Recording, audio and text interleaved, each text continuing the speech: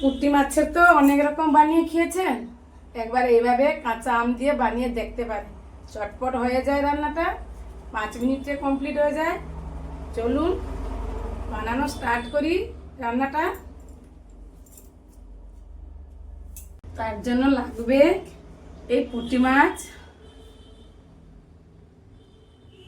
এই দেখুন কত বড় বড় পুঁটি মাছ। এই দেখুন, আমি আগে থেকে কড়া বসিয়ে দিয়েছি। কড়া গরম হোক। মাছে হলুদ নুন মাখিয়ে নিব। দিয়ে দিব পরিমাণ মতন হলুদ,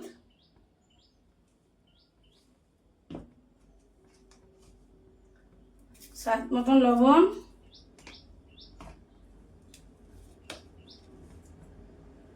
নুন হলুদ মাখিয়ে নিয়েছি। কড়া গরম হয়ে গেছে, দিয়ে দিব তেল।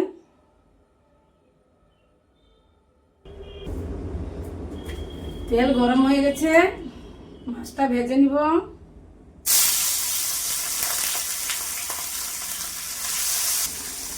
মাছটা লালচে লালচে করে ভেজে নিব। মাছ ভেজে নিয়েছি।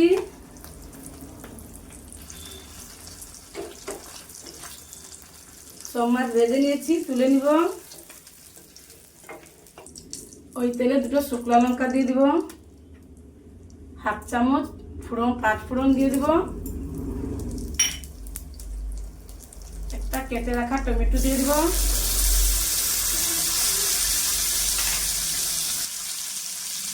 দিয়ে দিব কাঁচা আম,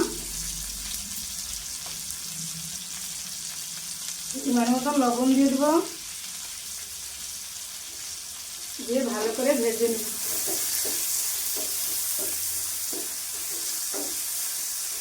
আম টমেটো তো ভেজে নিব এই 1 মিনিট। 1 মিনিট টমেটো আর আম ভেজে নিয়েছি।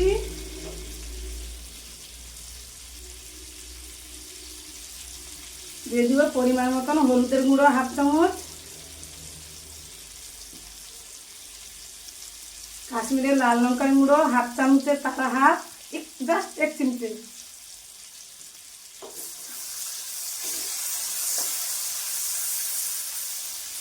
হয়ে গেছে, সব গলে গেছে। দিয়ে দেবো পরিমাণ মতন জল। জল যেভাবে পছন্দ করেন।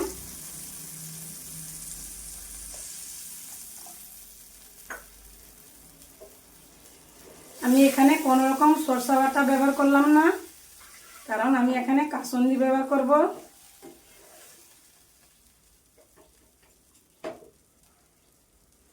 দু 3 মিনিট ফুটিয়ে নিব। 2-3 মিনিট ফুটিয়ে নিয়েছি। টমেটোগুলো ঘেঁটে দিয়েছি একটু। এখন একটু জল জল লাগছে, তো দেখুন না রান্নাটা। দিয়ে দিব মাছগুলো।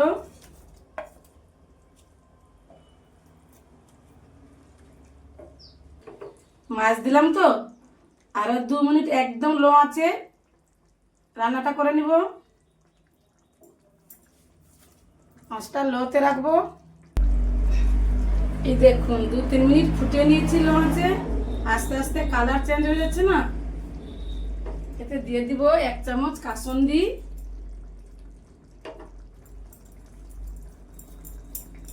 এই কাসুন্দিটা আমি ঘরে বানিয়েছি, এর ভিডিও আমি দিয়েছি, দেখে নিতে পারেন কেউ যদি বানাতে চান। এই কাসুন্দি দেওয়ার কারণ হচ্ছে, কাসুন্দি যে কোনো টকে 1 চামচ কাসুন্দি দিয়ে দিলে তার টেস্ট 2 গুণ বেড়ে যায়, আর খেতেও দুর্দান্ত হয়, যেটা সরষা বাটা দিলে টেস্ট আসে না। দেখুন গাঢ় হয়ে গেল না, কালারও কত সুন্দর চলে এলো। এই দেখুন রান্না আমার কমপ্লিট, চটপট হয়ে গেল। গ্যাস বন্ধ করে দিলাম, সার্ভ করে নিব।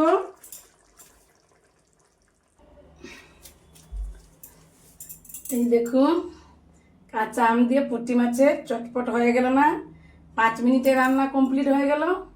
খেতে ভালো লাগে, এইভাবে বাড়িতে বানিয়ে দেখতে পারেন। এইখানে আমি ভিডিওটা শেষ করছি। দেখা হবে অন্য কোনো ভিডিওতে।